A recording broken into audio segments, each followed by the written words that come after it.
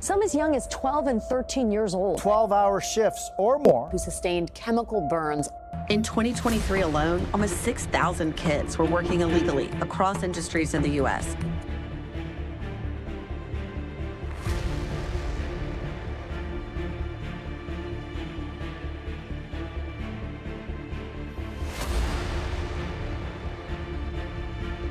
Nearly 24 children, some as young as 13, working here inside this massive slaughterhouse, cleaning up blood and animal parts in the overnight shift. How did that strike you when you saw someone that young working a job like this? It kind of makes you sick.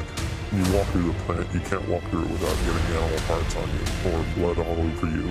We're really, really outraged and concerned that this is happening in the country today.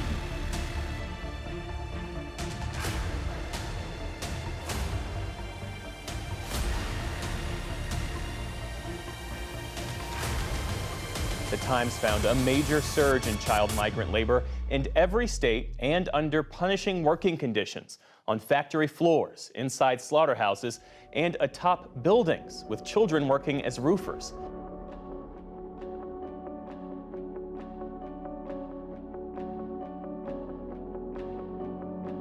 It makes us all question what's going wrong.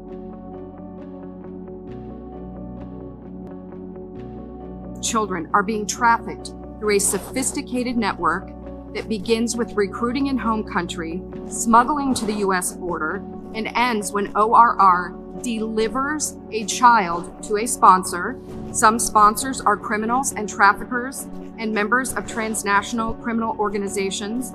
Some sponsors view children as commodities and assets to be used for earning income. Pareciera que encontraron ahí un nuevo elemento para acumular más capital porque salen más baratos, son desechables, son extranjeros, son niños que no van a ser reclamados. Hay una cantidad importante de niños que ya no se ubican, no sabe dónde quedaron.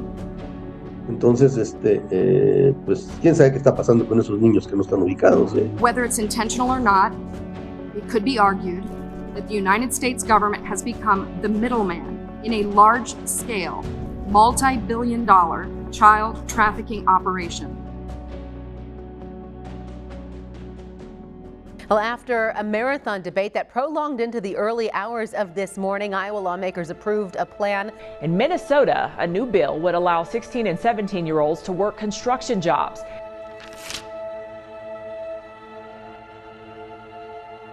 And what we at the Department of Labor and across this administration are adamant about is that we will never rebuild our economy on the backs of children. They were given evidence, they were given warnings. There was sign after sign that this was happening for 2 years. They actually did do something. They pushed out those within the administration who were raising alarms. Stop retaliating against whistleblowers.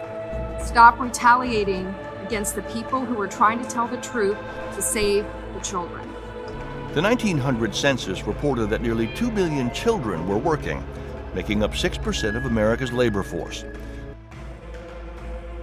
An 88% spike in children being illegally employed across all industries since 2019.